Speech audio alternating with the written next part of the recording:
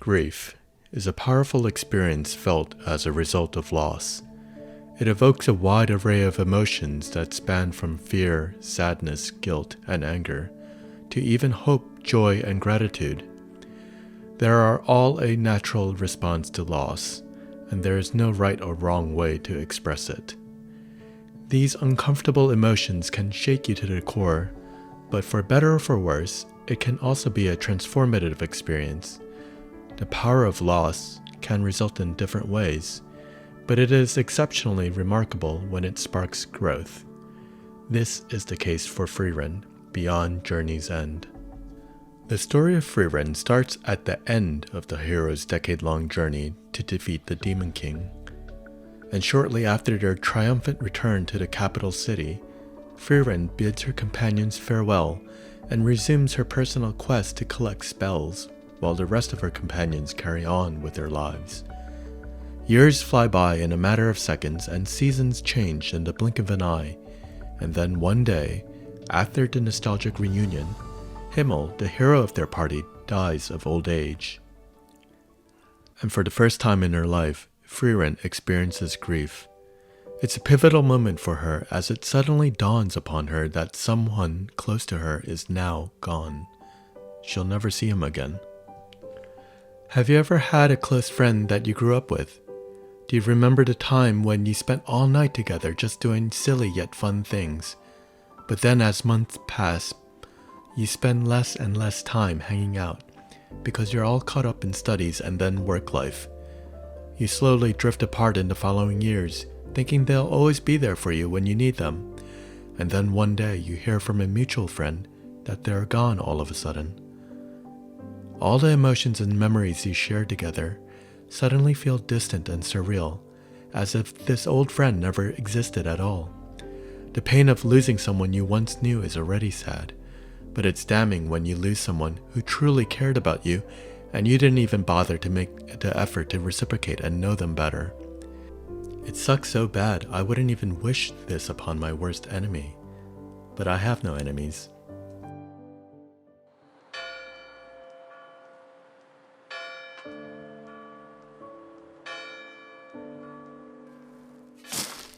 At this moment, this is exactly what Frieren is feeling.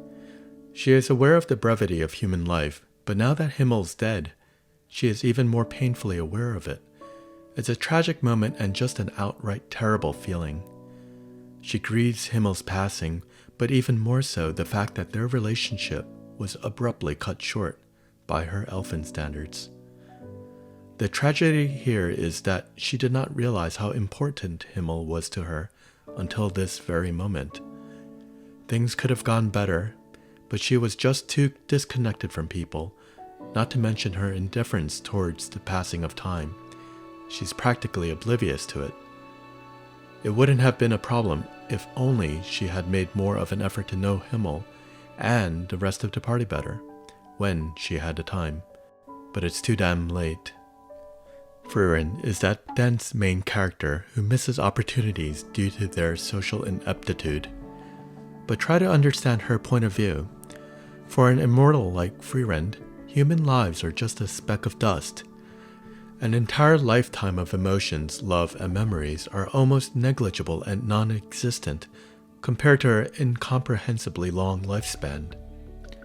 The pang of grief that Frieren felt during the funeral wasn't born of loneliness, nor the absence of Himmel's presence, but rather of regret.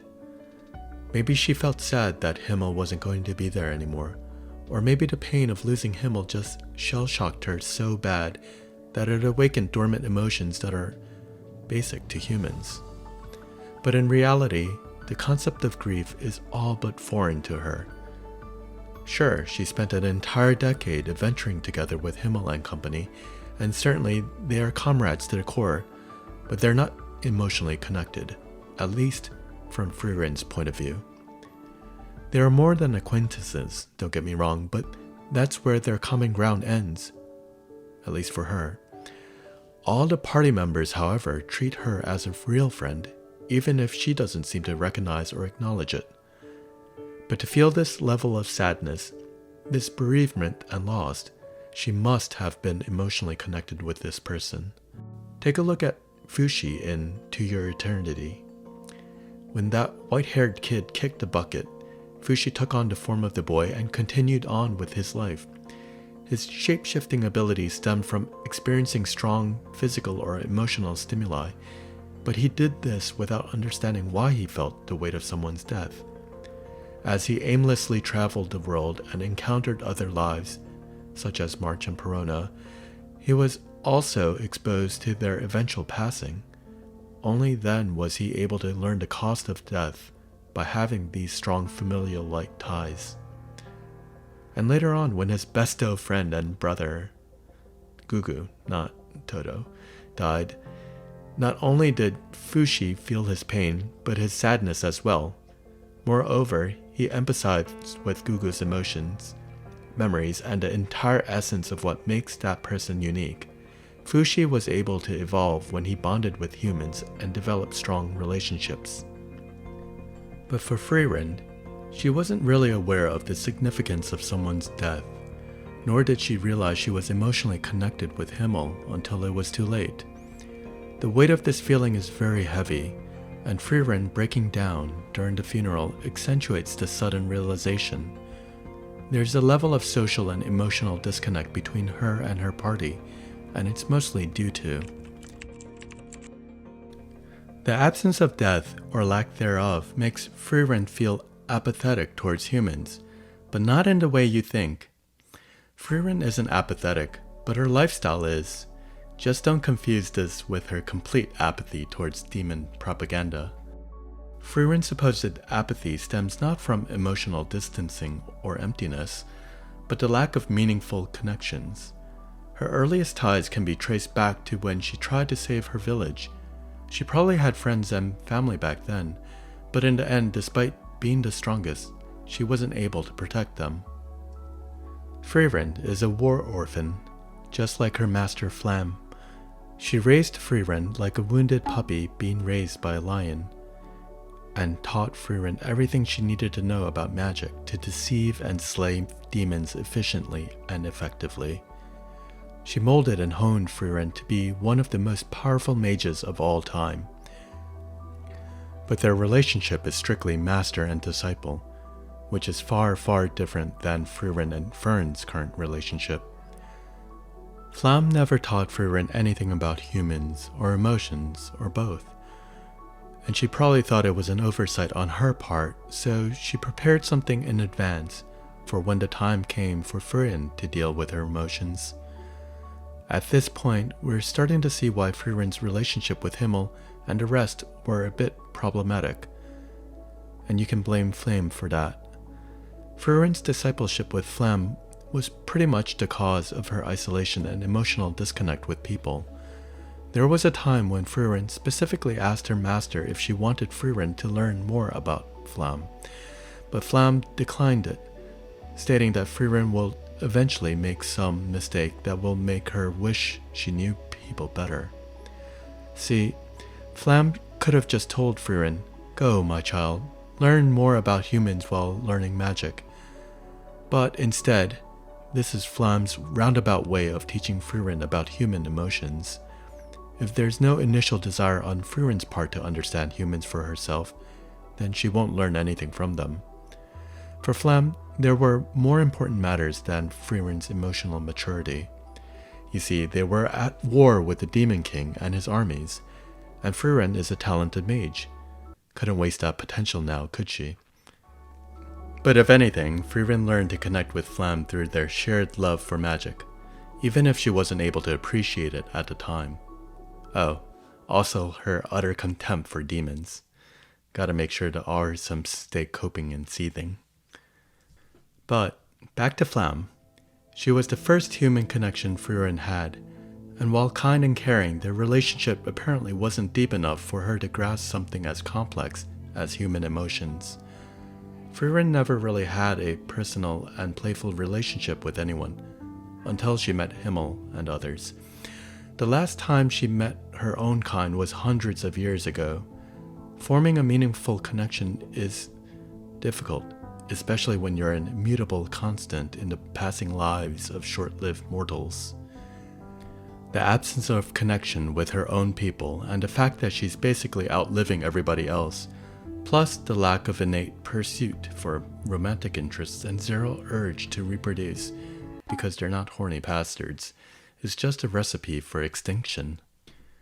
Immortality is one thing, but being aromantic and asexual on top of that is just one way to isolate her from everyone, and this greatly stunts her growth emotionally, leading to her naivety and ignorance of the human heart.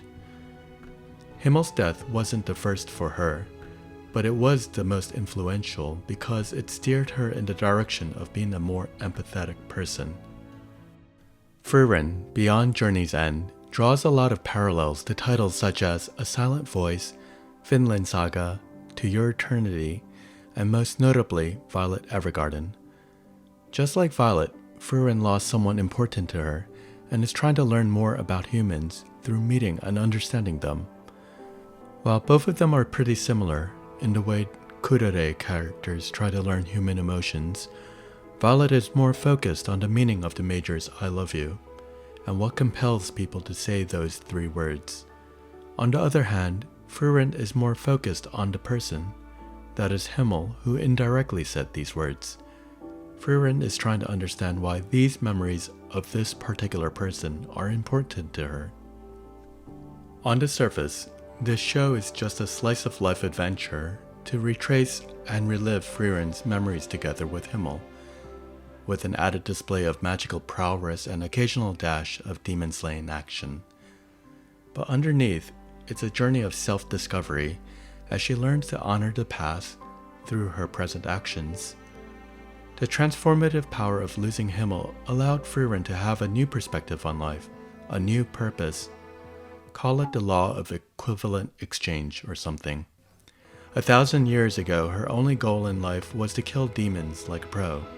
But now she kills demons and meets new people along the way, helping them and recognizing the importance of people's lives and time, which are the 2 most important things that Frieren wasn't able to learn early on. In the past, Frieren knows she has the luxury of time, and because of that, she lazily did whatever she wanted, without any repercussions whatsoever. Having become accustomed to leading a self-reliant life of solitude, the need to rush things for the sake of others became irrelevant to Frieren when she can procrastinate or go at a comfortable pace. After all, Frieren thought she had unlimited time and chances to do so.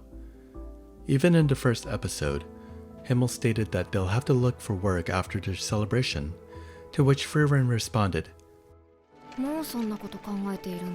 "Naturally, something as grand as defeating the Demon Lord and bringing forth a new age of peace is worth celebrating.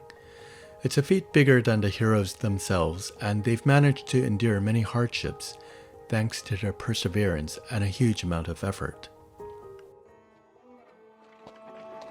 この先の人生の方が長いんだ。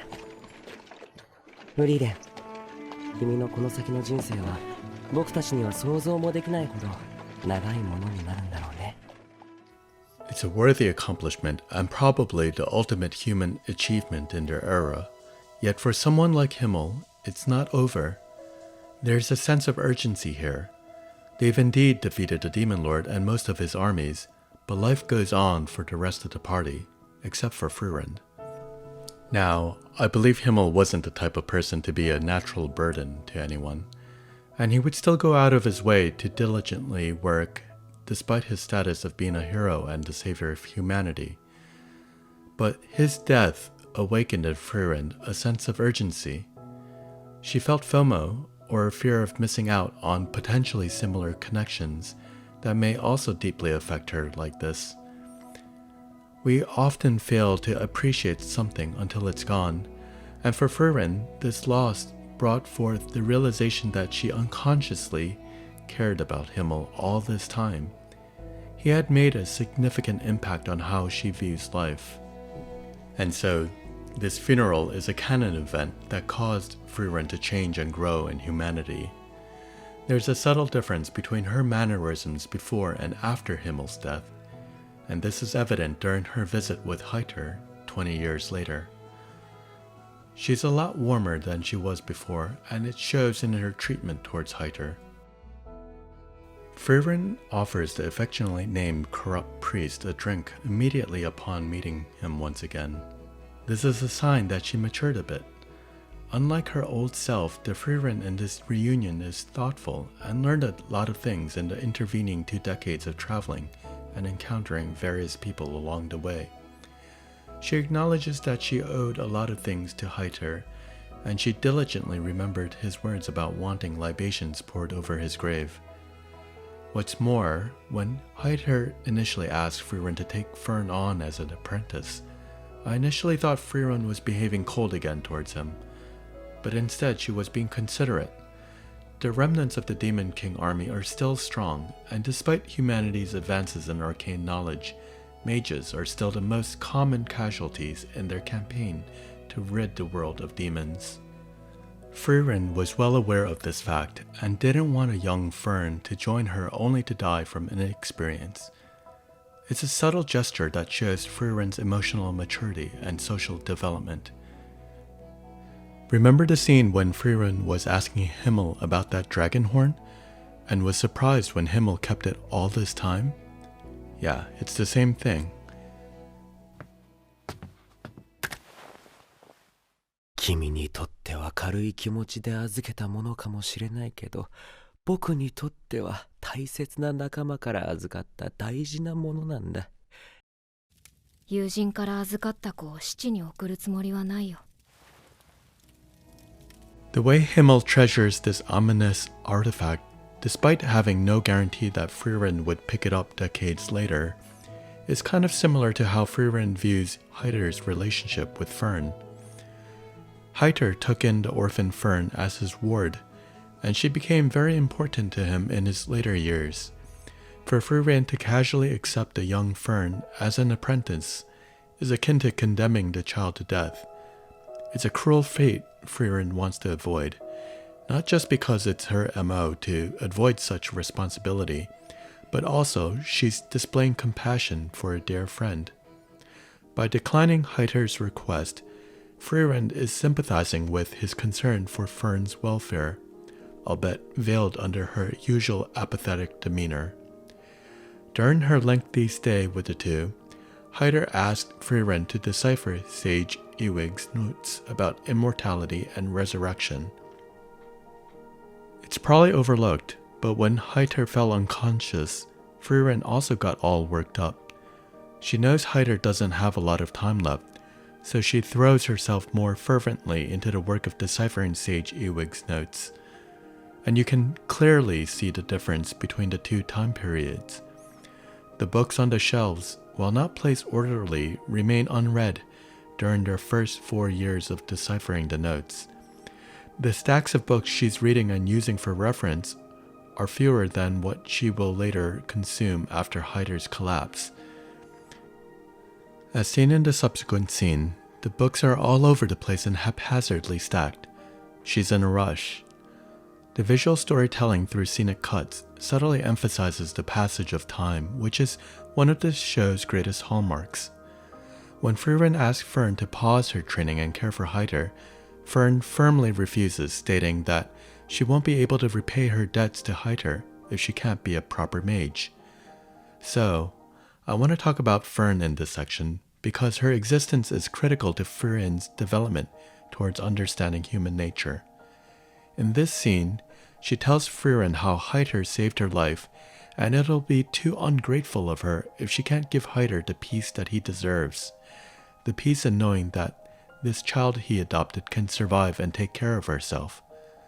Fern is very young here, relatively similar to when Flam found Frieren 1,000 years ago.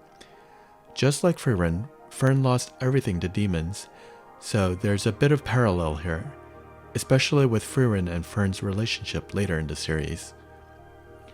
But unlike Frieren, who was blindsided by Himmel's passing, Fern knows that one day the person most important to her, that is Heiter, will die. She can't really afford to waste any time if she wants to honor what he has done for her. And so she sets out to prove that she can take care of herself, and thus assure Heiter that his efforts to save her were not in vain. This resolve is what makes her so capable at such a young age. And so she trained so hard in magic that her mana became almost undetectable, even to powerful mages like Frieren. That she happened to become supremely proficient in magic was ancillary, since Fern revealed that any skill could have sufficed, so long as she can support herself. But Frieren mentioned Fern still chose magic. What matters is that Fern attains the skills to survive and thus repay her debt of gratitude. Now, while Hyter wasn't very vocal about his impending death, Fern probably sensed that he was growing uneasy about it. As he conversed with Frieren, Hyter expressed his concern of leaving a young Fern alone after his passing. So that's a very valid reason why Hyter wanted a little more time. Also, Fern fears losing Hyter before she can alleviate his worries and grant him peace of mind. These fears motivated them to work harder and hang on longer.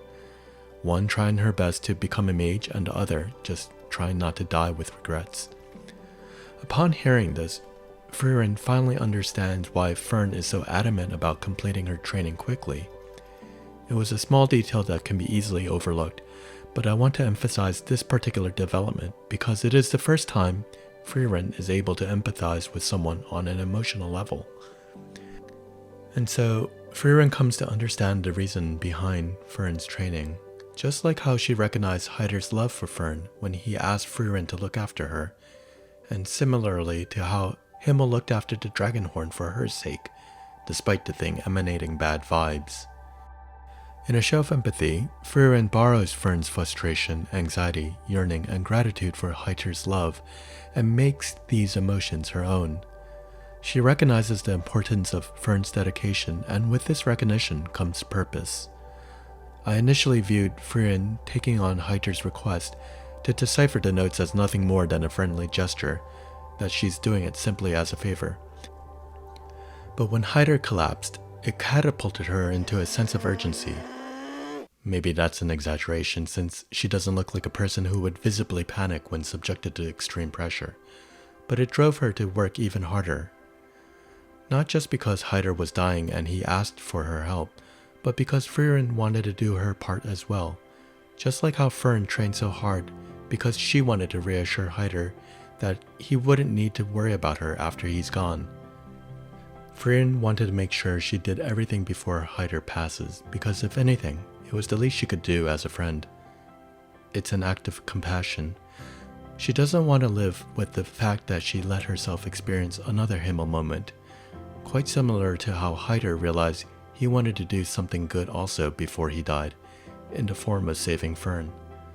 Himmel's effect on Frieren is so great because it changed her drastically, and for the better. Fern is living proof of Frieren's change. The power of loss, baby. Himmel died for Frieren's character arc, and it's bittersweet, yet beautiful. What's more, through their travels, Fern provides Frieren with a unique and active perspective towards humans. She's a constant reminder that Frieren will be forever connected to people and their complicated mess of emotions.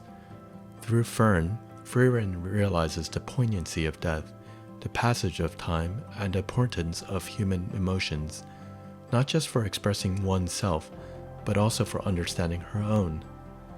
Fern is Frieren's anchor to humanity, and probably the most vital component in her journey to meet Himmel once again.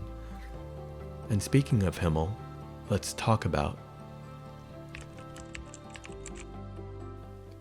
Himmel, the hero of humanity, is the catalyst that kickstarted Frieren's journey, the final farewell to the dead. When the threat of the Demon King materialized in the world, Himmel was one of many heroes who heeded the call. Himmel is just your run-of-the-mill good person. He's a fun-loving, frisky narcissist and a hopeless romantic. There's no tragic backstory or any kind of shenanigans about Himmel. He's just a genuinely kind and compassionate person, the paragon of everything good who made an everlasting impact on everyone around him, and it's one of the greatest things about him, because his kindness was his legacy, and it echoes throughout the decades, outliving him and his party for many years to come. The whole reason why Hyder felt the need to save Fern was because he was greatly inspired by Himmel's actions. Hyder realized that if he died quietly without anyone to pass on his legacy, his memories, then everything he learned from Himmel would vanish from the world. So he pays it forward by saving Frieren, because it is something that Himmel would do, and that really speaks volumes as to how admirable Himmel is. His sincerity and altruistic personality compelled Hyder, of all people, to do more. This guy is already a priest who opens an orphanage, for goodness sake. Himmel's action really adds so much depth and weight to his character, because it shows us that one act of kindness can change so many things, a timeless deed that reverberates through time. These tiny acts of kindness are their legacy. They might be dead, sure, but they're going to live forever through the hearts and minds of many people, especially those who benefited from their selfless deeds. It's proof that they existed in the world. There's a similar concept in the film Makia, When the Promised Flower Blooms, where the long-lived mythical beings called Earths weave something called a hibiol daily. The hibiol is a cloth that tells stories through its threads. It represents not only their memories, but their feelings as well. In a rather poetic manner, Himmel's symbolic immortality, his kindness, are just like these pieces of cloth. 年月の中で知らず擦り切れていく記憶をヒビオルが覚えていてくれる。さよならを告げねばならなかった人々もヒビオルの中でお前と共に泣いてくれる。Frieren is the embodiment of this concept of hibiol. Through her memory, Himmel's presence is very much alive and can be felt in the world, even if he's not there anymore. Just like how the Earths are constantly weaving and imbuing their feelings and sentiments into their hibiols, Frieren is being indirectly influenced by Himmel's actions, growing into a more beautiful piece of everlasting fabric. With the newfound perspective gained from Himmel's funeral, Frieren is able to reflect on her past experiences with more empathy, and doing so she fills the gaps of her memories. She slowly learns about how much he cared for her. She will never forget Himmel for as long as she's alive now. And I think that's why Himmel made those silly statues. Human bodies may decay and turn to dust, but their memories, their legacy, will still live on in someone else's heart, in Frieren's heart. But more importantly, it's a reminder that Frieren wasn't alone. Those statues are just like the hibiols, ready to cry with Frieren. He will always be there with her in spirit, and she will always be surrounded by people, no matter what age or time. And even when those people are gone, the love she once received from them will shape all the new memories Frieren will forge going forward, with the people she encounters in the decades, centuries, or even millennia to come. Himmel was a deeply romantic and far-sighted man. This guy really loves Frieren. So much so that he spent the entire decade just erecting statues everywhere on top of saving the entire world to remind her of his love. What a guy. But at the same time, he's also very selfless. He didn't try to force Frieren to appreciate his very obvious declaration of love, because he's aware of the difference in time span and Frieren's indifference with time. I'm pretty sure that if Frieren was aware of this, Himmel's death would carry a much more devastating impact, leading to a severe state of angst. And she's immortal, so she's pretty much gonna carry the burden of losing her lover for, I don't know, hundreds or thousands of years? Have you ever wondered why Himmel stayed single till the very end? Yeah, there's your answer. And it's really sweet and somewhat depressing. But at the same time, it's also super romantic in a very unique way.